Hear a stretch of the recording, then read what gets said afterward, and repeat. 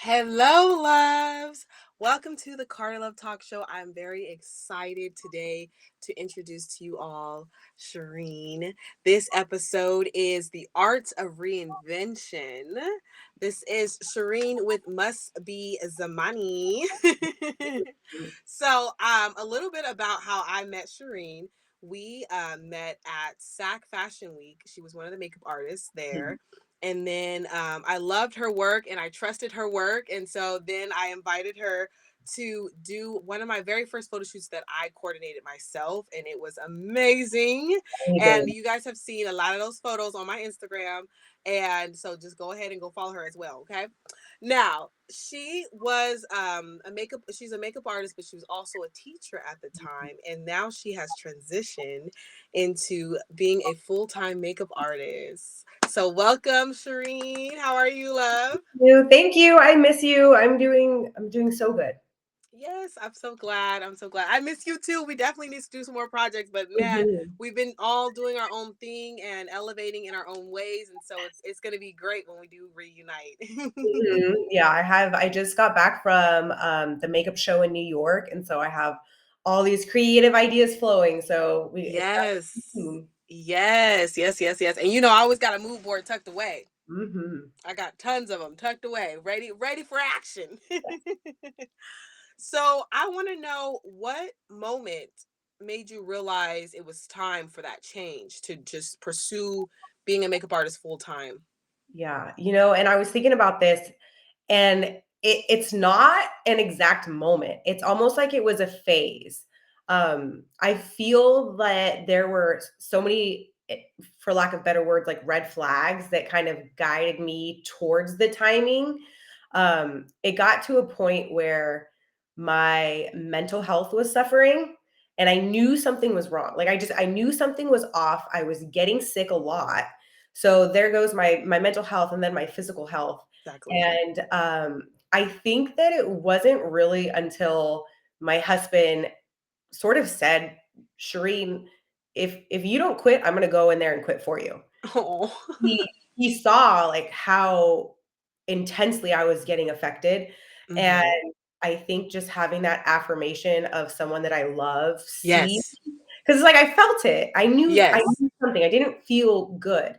And I mean, don't get me wrong, like I loved my job. I love kids and I do miss that part of it. But things have just changed so much that it was just kind of the time to, close that Yeah. door and kind of move on to the next one. But I feel like I needed his support No, or for real. Yeah. Yeah, because there's a lot when you're in a partnership, it's like your decisions don't just affect you, they affect him too. So it's Mhm. like if you don't have that like sort support in that way, you're like, dang, like, if I do this, how am I going to support him in the ways that I've supported him as a teacher? Exactly. And it's a lot. So it's lovely. I'm glad that he did that and it helped you make that Oh, decision. That's yeah. Oh, amazing. yeah. Wow, that's awesome. So what were some of the fears or challenges that you faced during that transition?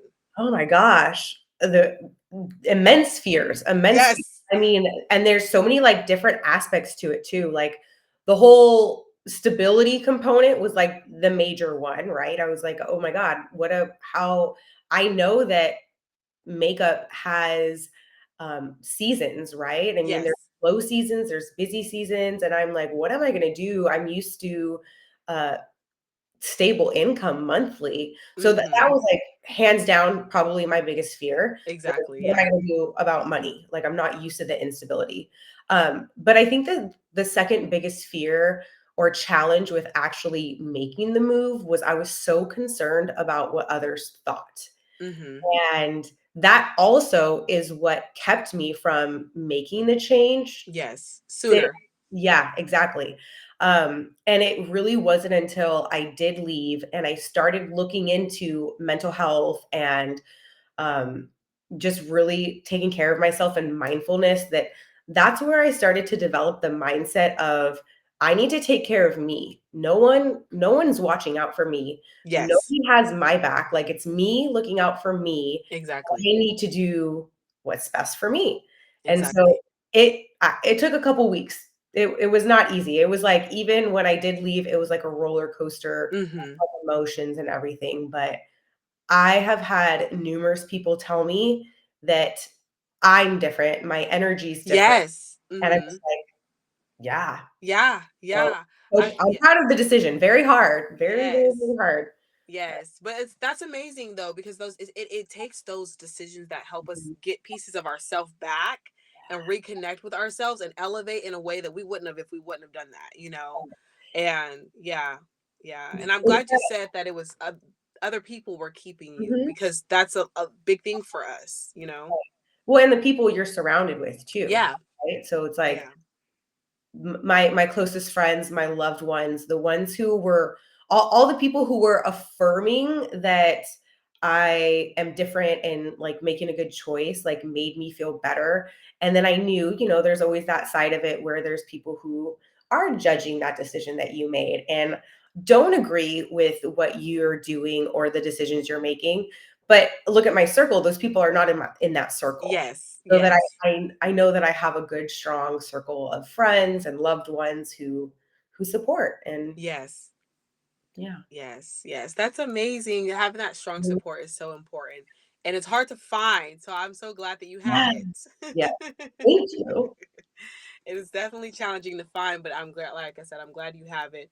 And I'm glad you're aware that their opinion is important, but yours is stronger when it Right. comes to you and your life decisions. So that's amazing. It's those realizations are powerful. Mhm. I feel like it's so hard in society though, No, for real.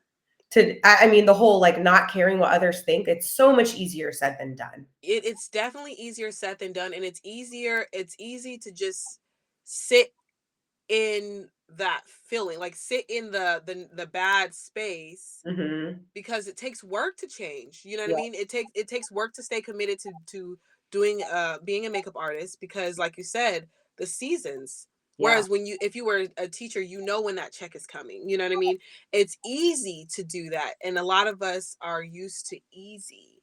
You know Yeah. what I mean? It's easy to take on someone else's opinion and live their opinion than to figure out find our voice Mhm. and like because that sometimes that means digging through some stuff, that means Yep, going through some yep. healing, and that's Yep. hard, Mhm. so it's easier to be like, well, such and such said I should do this, so I'm doing this, you know what I mean?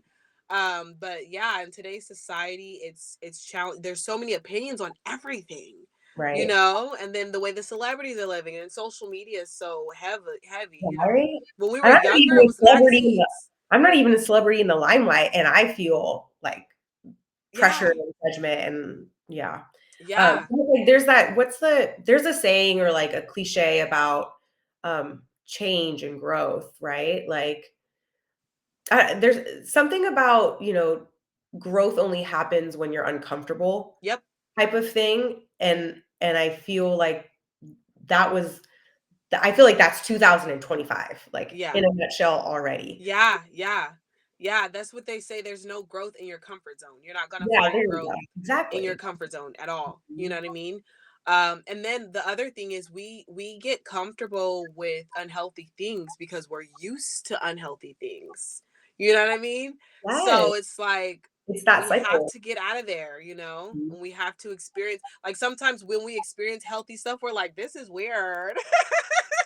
Right? No, I know. And I feel like that's kinda like, in a sense, what it is now, right? Like, my availability, I'm used to Monday through Friday, this time to this time, and now I have, like, I mean, I'm hustling, don't get me wrong, like, Yes, of I'm course. working weekends, and I'm working completely different hours, but I also make my own schedule. Yes. Like, "Oh, Yes, it's freedom.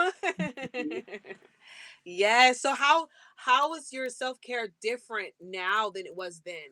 Like what have been some of the biggest changes? You know what? It's so interesting that I told my therapist this the other day, well, a little while back, but I had told her, I think I was lying to her all those years about Mhm. of really understanding what mindfulness is. And while I was teaching and, in that Monday through Friday schedule, I would get so stuck in a whirlwind of anxiety and I would spiral, and I would tell myself I'm doing my affirmations, or I would do a mindfulness YouTube video, but it wasn't real. Like I did it to say that I did it, I guess. Mhm. But now I'm practicing yoga more often, not like Yeah. consistently, but I'm doing yoga. I've kind of dived into learning more about the chakras and meditation, sound baths. My workouts are different. I love the gym. I've always been a gym goer. Yes. And again, told my therapist, like, yeah, I'm working out, I'm moving my body when I'm feeling these ways, but now I'm working out and I'm stretching and I'm dedicating time to actually sit and meditate with like an affirmation video. And I feel like the affirmation videos, when I really just kind of sat with myself in quiet and really started to believe them and really started to say them with intention, that's made a difference in my mindset. Yes. And it's so different now than when I was doing it because I was doing it and I thought it was healthy. I Yes. feel like my whole mindset and my mental space is healthier. Yes. Yes. I can relate to that 100%. Like, I was doing things just to check them off a list, just Yeah, to say I was doing it, like just to, and it wasn't like for show. It wasn't like, oh, I'm online. Yeah, girl, I journal every day. You know what I mean? It yeah, wasn't for show. It was something like in my mind, I thought I was actually helping myself. But like you right, said, right. it was just a habit at that point. Mhm. There But was it no didn't feel different, intention. right? You didn't Mm-mm. feel different when you did it. You did it and you said you did it, but like the feelings weren't different. Mm-hmm. Mm-hmm. Yeah, I can relate to that in a couple of things, different things that I was trying to teach myself, and I was just kind of going through the motions, just kind of checking things off, and it's different. It's different when that intent is there. For me, it was like I realized I wanted love. I wanted a certain type of love, and I wasn't going to get that if I wasn't being honest with myself and my therapist. If I wasn't being committed to loving myself, Mhm. you know. And I think what shifted for me, what was the biggest shift was my therapist sent me this post and it I love said, therapists. I know. They're the best. Um, I love therapy. right? And she said the post said that the goal isn't to like because I was like in this spiral where I wanted to just heal everything about me, like there was something wrong with me. Like that was my mindset. And Yeah. like my mind was like, that's why you're not falling in love, or what that's why when you're in relationships they're not successful, because you have to heal this stuff. But she sent this post and it said something along the lines of, it's about loving the healed and unhealed parts of you. Mm, It's about self-acceptance. And when I seen that, it just all clicked for me. yeah. It's like it's not rejecting those unhealthy parts of me, Right. rejecting my history, rejecting all of these things. It's about just accepting me as a whole. And Yeah. when I did that, I learned that the reality is I love those parts of me. It was other people that I Mm, chose to be in my life that didn't love those parts of me. So I shrunk mm, them down and I painted them as like an ugly mm. thing. Yeah, You know yeah, what I mean? And it yeah, was years of doing that. And so unlearning it was so liberating yeah. because I'm like, yeah, like why did I do that for another person when I have to live with me every day of my life? No, You that's true. know? Yeah. So, But see, don't you think that there's like a part of that it all stems from this, we care what other people think, right? yeah. And going back to like, the leaving, it was first of all, I gotta say that profession is not a profession that is viewed kindly when you quit. The guilt that is Yeah. bestowed on teachers who not Yeah. only leave in the middle of the year, but you know what I mean? Yeah, Like, no, I understand. I experienced it similar in a similar situation. Yeah. yeah, it's almost like, you're uh, s- I don't even know how to explain it. Like you're sticking it out, just so you don't let these other people down. Yeah. And I Yeah. feel like that's, going back to like your very first question and like how I felt like it was a phase of realization. Like I got to a point, and it's taken me a long time to work on asking for help. I used to be this very like, I'm independent, I don't need anybody type Same. of person, right? Yeah. but I grew, and now I know that I can ask for help, and I got to a point where I was asking people for help. I mean, I was like breaking down, expressing that my mental health was declining and I needed Mm-hmm. support, and I wasn't getting it. And I think that added to me knowing, like, Yeah, I'm yeah, actually asking for help, and that is hard to do. Like, I'm yeah, it is. vulnerable and I'm not getting the help that I need. And then that's where, you start to switch your mindset to like, okay, I got to take care of myself. Yes. Yeah, I'm working with kids. I Yeah. need to show up for these kids and give them my all when I was struggling with even Yes. having my all there. So Yes. I do Yes. feel liberated. I do feel like, oh my God, okay, I can breathe. I'm not having all this pressure and stress from the outside world on me. I'm finally taking care of myself and I'm a happier person for it. Yes. Yes. I can relate to that 100% because I did. I don't know if I told you, I've done behavior therapy. I was a Mhm. behavior therapist and I was good. Okay. And so I had got at one point I had 5 clients, and so I would see like 3 to 4 of them each day. So I'm going in their homes. It's very intimate. I'm going in their homes, doing one-on-one sessions with them for 3 to 4 hours, and it was a lot because during that time in my home life, in my personal life, I was like breaking down my childhood trauma.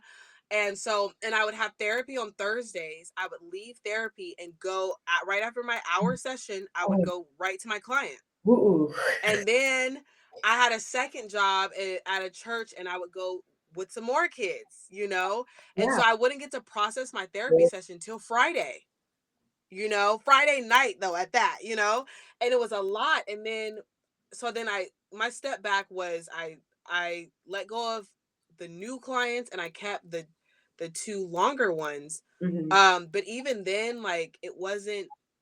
I was trying to figure. I was asking myself, like, how are you gonna get out of this job? Because the reality is, you Yeah. have these goals for yourself, and these kids are gonna need a therapist for life. Yeah. You know, and you can't just abandon them. Like, that's what I kept saying. You can't just abandon them. But Right. realistically, I was only making like 300 a month because of how much it took, like childcare and transportation and just getting there. So I wasn't even making money. Like, you know what I mean?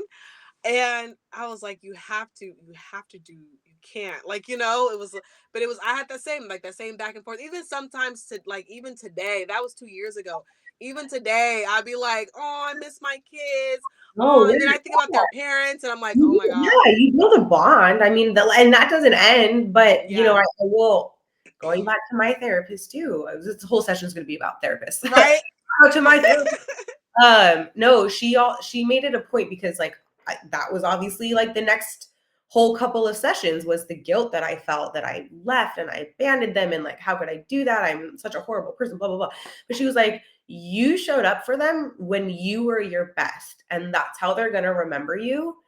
And it's a good thing that you left when you left because you don't want them to remember the unhealthy Shireen. Yeah. You don't want them to have seen you not at your best. Yes. And I just keep thinking about that. And I'm like, oh, I feel like such a good role model now. Like being able to, I not stand up for myself. There's nothing that I needed to do to Yes, stand up for but myself.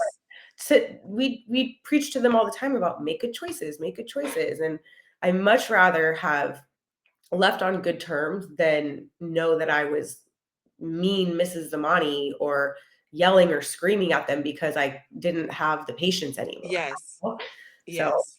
Yes. 100%. Yes. Same thing. I had a similar session with my therapist.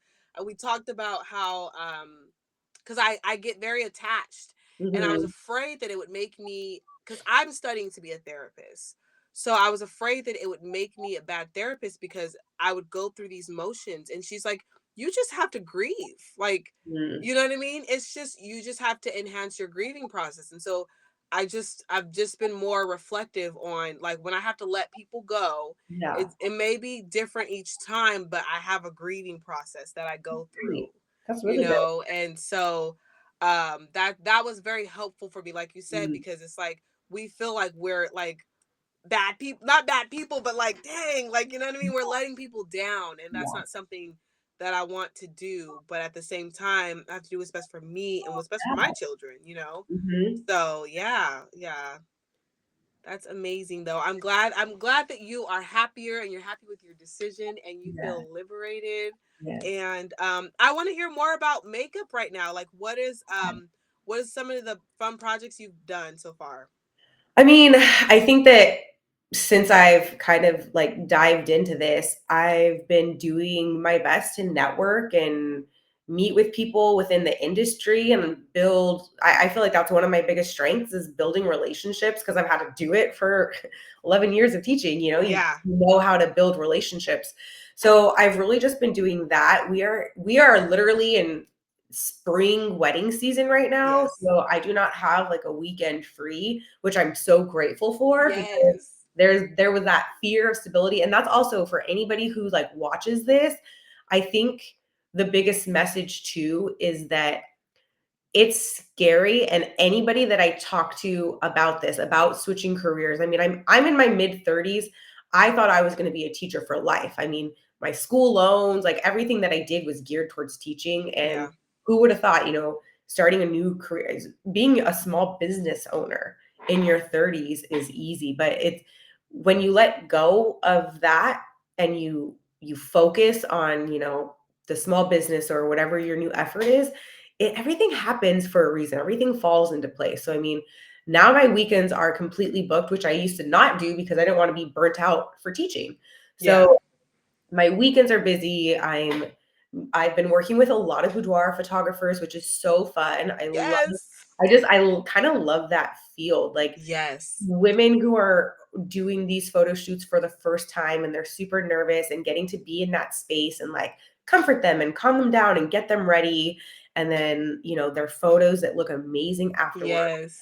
Hands down, so fun for me.